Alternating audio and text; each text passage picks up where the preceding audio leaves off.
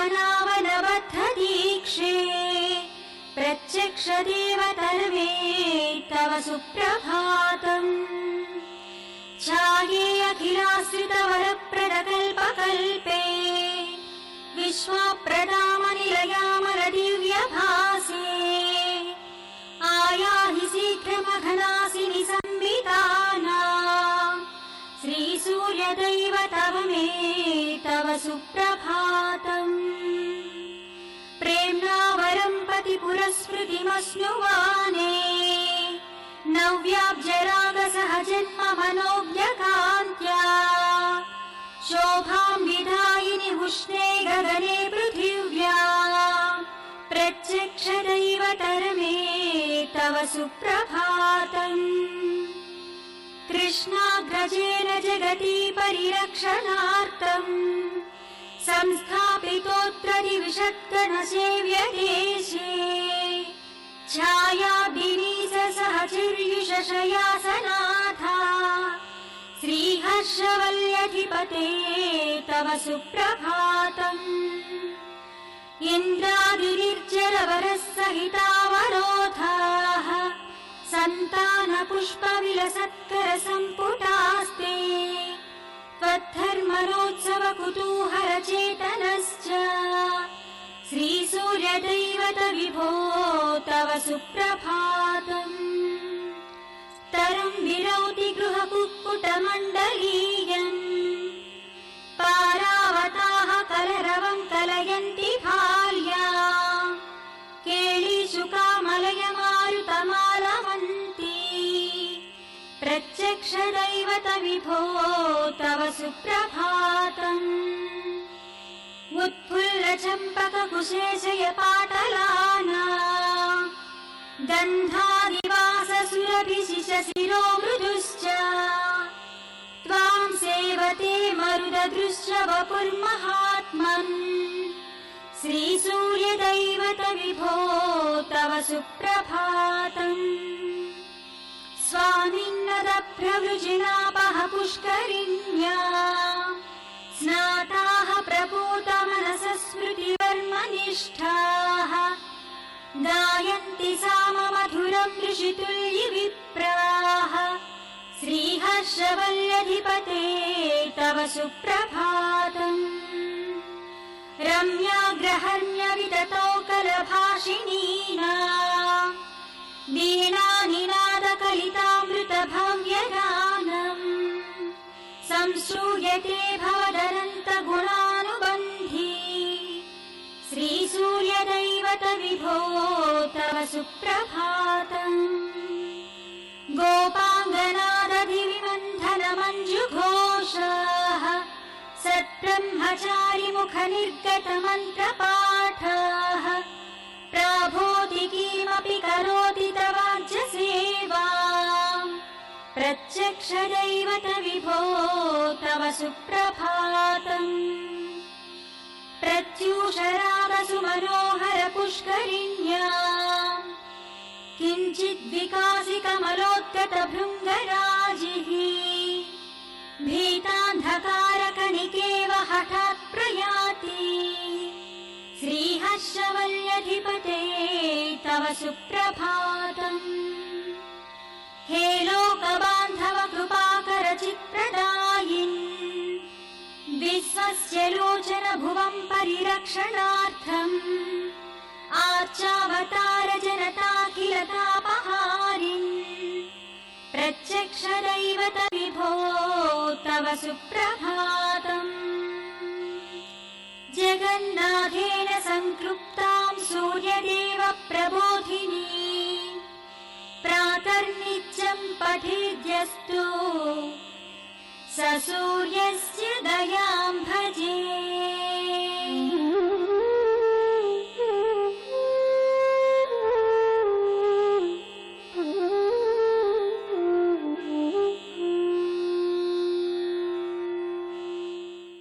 पार्थाय प्रतिबोधितां भगवता नारायणेन स्वयं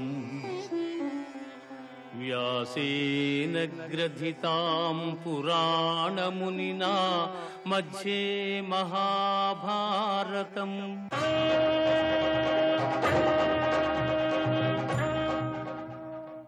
శ్రేయాన్ ద్రవ్యమయాద్యజ్ఞాజ్ఞానయజ్ఞః పరంతప సర్వం కర్మాఖిలం పార్థ జ్ఞానే పరిసమాప్యతే. కృష్ణుడు అర్జునునికి చెప్తున్నాడు ఏ యజ్ఞం గొప్పది అని. అర్జునుని ముఖంలో ఒక అనుమానం కనిపిస్తే అనుమానానికి సమాధానాన్ని కృష్ణుడే అర్జునుని ముఖాన్ని గమనించి చెప్తున్నాడంటే ఉత్తమ దేశికుడు, ఉత్తమ ఆచార్యుడు, ఉత్తమ ప్రబోధకుడు, ఉత్తమ ఉపదేశించేవాడు అని అర్థం చేసుకోవాలి. శిష్యుడు అడిగిన తరువాత గురువు చెప్పడం కాదు, శిష్యుని ముఖం ద్వారా అనుమానాన్ని గమనించి ఆ అనుమానానికి సమాధానాన్ని చెప్పగలిగిన వాడే యథార్థమైన గురువు అవుతాడు. అలాంటి గురువు తన అనుమానాన్ని గమనించి చెప్తున్నప్పుడు శిష్యుని యొక్క ఆనందం కూడా చాలా గొప్పగా ఉంటుంది. కాబట్టి ఇతడు కూడా ఉత్తమ శిష్యుడు అవుతాడు, కాగలుగుతాడు. శ్రేయాన్ ద్రవ్యమయాద్యజ్ఞాజ్ఞానయజ్ఞః పరంతప. ఓ కృష్ణ, అనేకమైన యజ్ఞాలు చెప్పావే. ప్రారంభం నుంచి ద్రవ్యయజ్ఞం అన్నావు, తపోయజ్ఞం అన్నావు, యోగయజ్ఞం అన్నావు, స్వాధ్యాయ యజ్ఞం అన్నావు, జ్ఞానయజ్ఞం అన్నావు. ఇన్ని యజ్ఞాలు చెప్పావే, ఏ యజ్ఞం గొప్పది అని అర్జునుడు అడుగుతాడని అర్జునుని ముఖంలోని సందేహం ద్వారా గమనించిన కృష్ణుడు శ్రేయాన్ ద్రవ్యమయాద్యజ్ఞాత్ జ్ఞానయజ్ఞః పరంతప. అన్నిటిలోకి జ్ఞానయజ్ఞం గొప్పదయా. ఎందుకో తెలిసినా, ద్రవ్యమయాద్యజ్ఞాత్ ద్రవ్యాన్ని ఇక్కడ ఇవ్వాలి, తపోయజ్ఞంలో తపస్సుని సమర్పించాలి, యోగయజ్ఞంలో యోగాన్ని ఆచరించాలి, స్వాధ్యాయంలో వేదాన్ని చేయాలి. కానీ జ్ఞానయజ్ఞం ఏదైతే ఉందో సర్వం కర్మ అఖిలం పార్థ జ్ఞానే పరిసమాప్యతే. జ్ఞానం ఉందే, ఆ జ్ఞానయజ్ఞాన్ని చేసేటటువంటి వాడికి ద్రవ్యం అక్కర్లేదు, తపస్సు అక్కర్లేదు, యోగ మార్గం అక్కర్లేదు, వేదం అక్కర్లేదు, ఏమీ అక్కర్లేదు. ఆ అద్భుతమైనటువంటి విశేషాన్ని ఆలోచిస్తూ ఎందుకు ఈ పనిని చేస్తున్నామనే తీరుగా ఆలోచించి తద్వారా అదే పద్ధతిగా చేస్తే అది జ్ఞానయజ్ఞం అవుతుంది. లోకంలో అందరూ చేసేది ఆ పక్కనుండేటటువంటి పురోహితుడు ఏం చేయమంటే అదే చేస్తారు తప్ప ఎందుకు చేస్తున్నామనే దాని మీద దృష్టి పెట్టే వాళ్ళ సంఖ్య 100లో 10 కూడా ఉండకపోవచ్చు. జ్ఞాత్వా కర్మాణి కుర్వీత. ఏ పని నువ్వు చేస్తున్నా ఆ పని ఎందుకు చేస్తున్నామో జ్ఞాత్వా తెలుసుకుని మాత్రమే కుర్వీత చేయవలనని పెద్దలు చెప్పే మాట. కాబట్టి జ్ఞానయజ్ఞం ఏదైతే ఉందో ఆ జ్ఞానయజ్ఞంలో మనం చేసేటటువంటి ప్రతి యజ్ఞం యొక్క విశేషాన్ని అంతటినీ ఎందుకు చేస్తున్నాం, ఎలా చేస్తున్నాం, చేయడంలో ప్రయోజనం ఏమిటి, చేయకపోతే వచ్చే ప్రత్యవాయం ఇబ్బంది ఏమిటి, ఇవన్నీ తెలుసుకుంటాం. కాబట్టి మిగిలిన యజ్ఞాలన్నిటికంటే జ్ఞానయజ్ఞం గొప్పది. ఆ కారణంగా మొత్తం అన్నీ కూడా జ్ఞానే పరిసమాప్యతే. జ్ఞానయజ్ఞంలోనే ఇవన్నీ అంతర్భవించిపోతాయి, దాంట్లోనే లీనమైపోతాయి. జ్ఞానమే అన్ని యజ్ఞాల కంటే గొప్పది అనే యథార్థం తెలుస్తుంది. జ్ఞానంతోనే ముగిసిపోతాయి.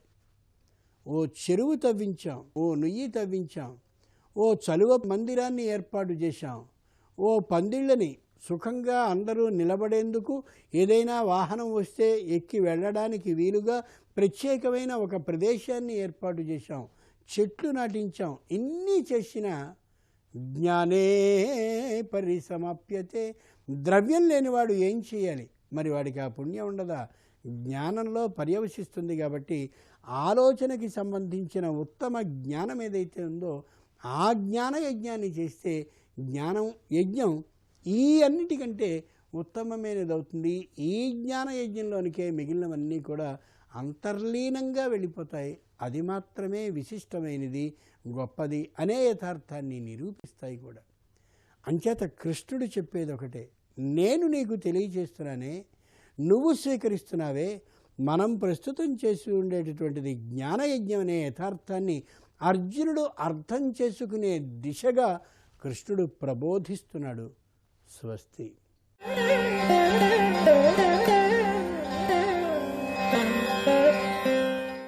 నిశ్చేష్టాః క్షత్రియాః మందాః సర్వే చండస్య బిభ్యతి. ఇలా నిశ్చేష్టుడిగా నిరుత్సాహవంతుడిగా ఉంటే నిన్ను చూసి ఎవరు భయపడతారు? సర్వే చండస్య బిభ్యతి. కోపం లేకపోయినా కొన్ని సందర్భాల్లో కోపం నటించాలి. శివుడు నటిత రోషాన్ని నటించాడు. మనం పిల్లలమంటే చాలా ఇష్టం. పిల్లల విషయంలో అయ్యో పిల్లవాడు ఇంట్లో ఉంటే బాగుంటుంది, కానీ ఎప్పుడు ఇంట్లో పెట్టుకుంటే చదివేది ఎవరు? రేపు వాడే శత్రువు అయిపోతాడు. కాబట్టి కొద్దిగా మందలిస్తాం. కోపం లేకపోయినా వెళ్తావా లేదా స్కూల్కి, ఈరోజు నీకు భోజనం లేదు. ఎందుకని? ఇష్టం లేకనా? ఇష్టంతో. ఆ కోపాన్ని కూడా ఇష్టంతోనే చూపిస్తున్నాం. అది చమత్కారం. అలా సర్వే చండస్య బిభ్యతి. నువ్వు శాంత స్వభావుడివే, నిన్ను శాంతమూర్తి అని పిలుస్తారు. కానీ సర్వే చండస్య బిభ్యతి. ప్రపంచంలో అందరూ ఆ కోపిష్టివాడిని చూసి భయపడతారు. అందుకే కొద్దిగా కోపాన్ని వహించు అని చెప్పాడు సుగ్రీవుడు. కోపించవయ్యా, నీలో కోపం వస్తే ఆపద బయలుదేరదామంటావు, అందుకనే నీలో కొద్దిగా కోపం రావాలి అని సుగ్రీవుడు హితాన్ని పలికాడు. ఆ సమయంలో రాముణ్ణి ప్రార్థన చేస్తూ ఉన్నాడు. మనం కూడా రాముణ్ణి ప్రార్థన చేసి రామ రామ జయ రాజా రామ, రామ రామ జయ సీతారామ, రామ రామ జయ రాజా రామ, రామ రామ జయ సీతారామ, రామ రామ జయ రాజా రామ, రామ రామ జయ సీతారామ, రామ రామ జయ రాజా రామ, రామ రామ జయ సీతారామ, రామ రామ జయ రాజా రామ, రామ రామ జయ సీతారామ, రామ రామ జయ రాజా రామ, రామ రామ జయ సీతారామ, సీతారామ సీతారామ, శ్రీ రఘురామ రఘురామ, జయ శ్రీరామ జయ శ్రీరామ.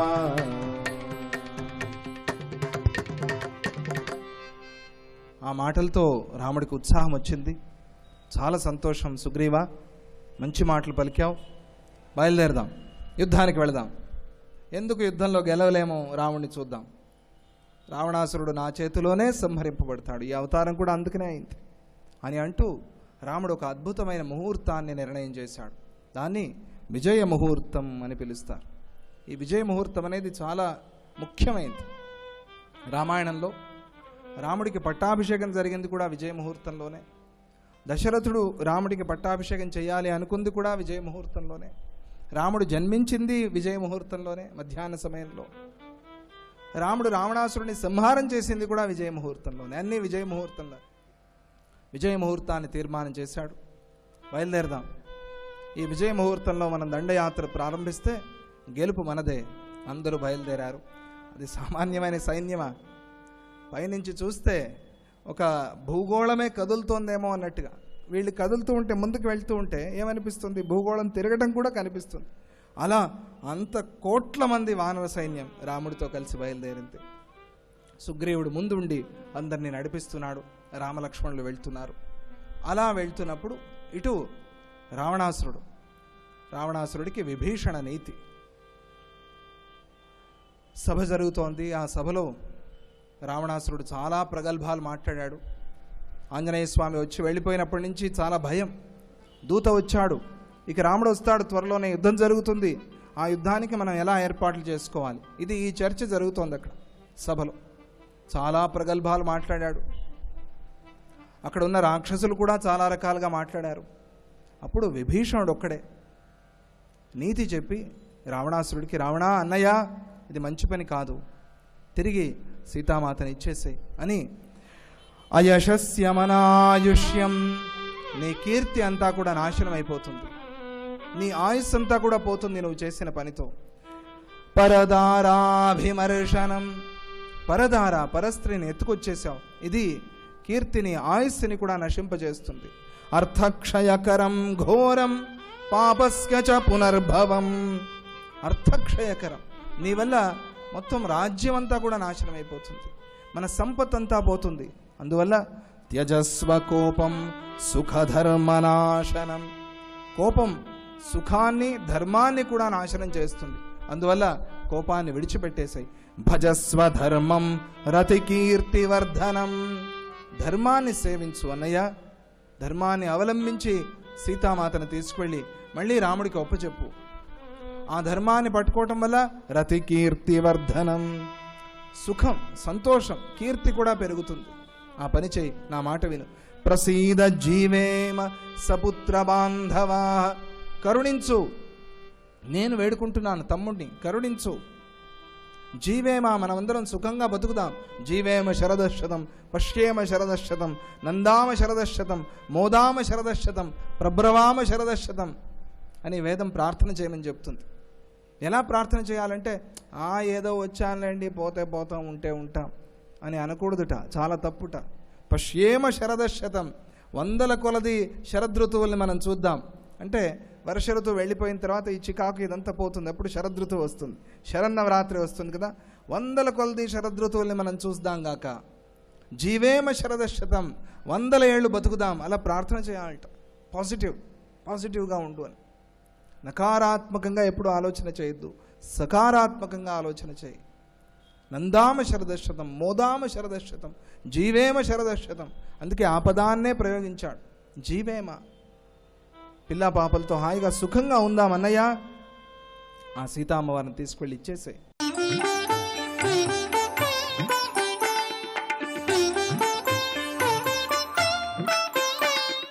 అంతో ఇంతో బ్రహ్మకి కూడా సేవ చేస్తున్నటువంటి మహానుభావుడు ఉపమంజుడని ఒక యోగి ఉన్నాడు. ఆయన కూడా చూస్తూ ఉండగా, ఇంతమంది వింటూ ఉండగా ప్రతిజ్ఞ చేశారు ఇద్దరు కూడా. శివుడు చిరునవ్వు నవ్వాడు, వెళ్ళిపోయాడు. శ్రీహరి తిరిగి వచ్చేశాడు. బ్రహ్మగారు అడిగాడు హరిని, ఎంతకాలం అండి ఈ ప్రతిజ్ఞలు అన్నాడు. అంటే వీరిద్దరూ ప్రతిజ్ఞలు చేశారు, బాగానే ఉంది. చంపలేకపోతే నువ్వు ఆయనకి సేవ చేస్తావు, గార్ధభనిస్సు నుండి చంపితే ఆయన నీకు సేవ చేస్తాడు. ప్రతిజ్ఞ చేయడం కాదుగా, ఎంతకాలం లోపల వాడిని చంపుతావు అంటే, ఎంతకాలం ఎందుకు, వచ్చే పూర్ణిమ నాటికి అన్నాడు శ్రీహరి. అమ్మయ్య, పూర్ణిమ నాటికి, అది కూడా వైశాఖ పూర్ణిమ నాటికి గార్ధభనిస్వరుడు చచ్చిపోతాడు. ఈ గార్ధభనిస్వరుడికి నర్మదా నదీ తీరంలో ఒక అపూర్వమైన సామ్రాజ్యం ఉంది. ఎక్కువ భాగం వాడు నర్మదా నదీ తీరంలో ఉండేవాడు. వాడనగా కార్తవీర్యార్జునుడనగా రావణాసురుడికి కూడా నర్మదా నది అంటే చాలా ఇష్టం. అందుకే అప్పుడప్పుడు అక్కడ జలక్రీడలకు వచ్చేవాడు. నర్మద అంటే యమదండక్షత వర్మద, అతి కఠిన ముక్తి వనితా చేతో మర్మద, అంబు నివారిత దుర్మద, నర్మద తరించె త్రోవన్ వటుడున్ అని భాగవతంలో బలిచక్రవర్తి యజ్ఞం చేస్తున్న చోట వామనావతార ఘట్టంలో రాశారు. మానవుడు ఒక్కసారి కనుక నర్మదా నదిలో స్నానం చేస్తే ఆ క్షణం నుంచి వాడికి శుభము కలుగుతుంది. అందుకని శర్మద, శాంతినిచ్చునది. యమదండక్షత వర్మద, యముడు పాపాత్ముల్ని యమదండంతో చితక్కొడతాడు. ఆ యముడి దండం దెబ్బలు తగలకుండా కవచమోయి కాపాడుతుందిట. అనగా కవచమే కాపాడటం అంటే అర్థం ఏంటంటే, అందులో స్నానం చేసిన వాడికి నరక యాతనలు ఉండవు, యమలోకపు యాతనలు, యముడి దండం దెబ్బలు ఉండవు. ఆ విధంగా మానవుణ్ణి నరకానికి వెళ్లకుండా పుణ్యాత్ముణ్ణి చేసి ఊర్ధ్వలోకాలకి, పుణ్యలోకాలకి పంపుతుంది. అతి కఠిన ముక్తి వనిత చేతో మర్మద, ఏ స్త్రీ అయినా వరిస్తుందేమో కానీ మోక్షకాంత వరించదు. ముక్తికాంత వరించాలంటే ఇదిగో రోజు ఇలా భక్తితో వచ్చి కథలు వినవలసిందే. అలా చేయగా చేయగా ఎప్పటికో ఆవిడ మనస్సు కరగాలి. ఎందుకంటే మోక్షం అంత తేలిక కాదు గనక. అటువంటి ముక్తి వనిత హృదయమును కూడా కరిగిస్తుందట, ఆ మర్మమును ఎరిగినదట. అనగా నర్మదలో స్నానం చేస్తే ఈ జన్మలోనే మోక్షం వస్తుంది. అంబు నివారిత దుర్మద, ప్రతి మానవుడికి అహంకారం ఉంటుంది. దుర్మదం మళ్ళీ మామూలు మదం కాదు. నాకు ఐశ్వర్యం ఉందనో, పదవి ఉందనో, ఇంకోటి ఏదో ఒక మదం అప్పుడో ఇప్పుడో రాకుండా ఉండడు. ఇందులో స్నానం చేస్తే ఆ నీళ్ల వల్ల మనలో ఉన్న ఈ దురహంకారములు తొలగిపోతాయి. అటువంటి నర్మదా నదిని వామనుడు కూడా చెంగును దాటాడు. ఆ నర్మదా నదీ తీరంలోనే గార్ధభనిస్వనుడు మహాసామ్రాజ్యాన్ని స్థాపించి కోట కట్టుకుని ఒక పెద్ద ఉద్యానవనం నిర్మించుకున్నట్ట. స్వయంగా దేవలోకంలో ఉన్న పారిజాత వృక్షాలు మొదలైన వృక్షాలన్నీ పట్టుకొచ్చి సుగంధ వృక్షాలన్నీ అక్కడే పెట్టాడు. ఏలా లవంగాదులన్నీ అక్కడే ఉన్నాయి. ఏలకుల తీగలు, లవంగాల పాదులు, మంచి దివ్య చందనం, రక్త చందనం. ఆ రోజుల్లో ఎర్ర చందనాన్ని శేషాచలం అడవుల్లోకి వెళ్ళి కొట్టి వేసే దుర్మార్గులు స్మగ్లర్లు లేరు, పరమపాపాత్ములు లేరు. అందుకని చక్కగా గంధం చెట్లు, ఎర్ర చందనం చెట్లు కూడా అక్కడ బాగా పెంచారు. ఓ అద్భుతమైనటువంటి వృక్షాలట. అక్కడ ఎప్పుడూ నిరంతరం సుగంధ ద్రవ్యాలు తప్ప మరొకటి ఉండవు. ఆ పరిమళానికి దేవతలు కూడా ఆకర్షితులైపోయేవారు. అంత గొప్ప వనం. అసలు ఇంత ఒక ముక్కలో చెప్పాలంటే ఇంద్రుడి వనం నందనవనం కంటే, కుబేరుడి చైత్రవనం కంటే ఈ వనం చాలా బాగుండేదట. అటువంటి వనంలో వాడు ఒకనాడు పూర్ణిమ నాడు, అదే వైశాఖ పూర్ణిమ, ఆ పూర్ణిమ నాడు అడుగుపెట్టాడు.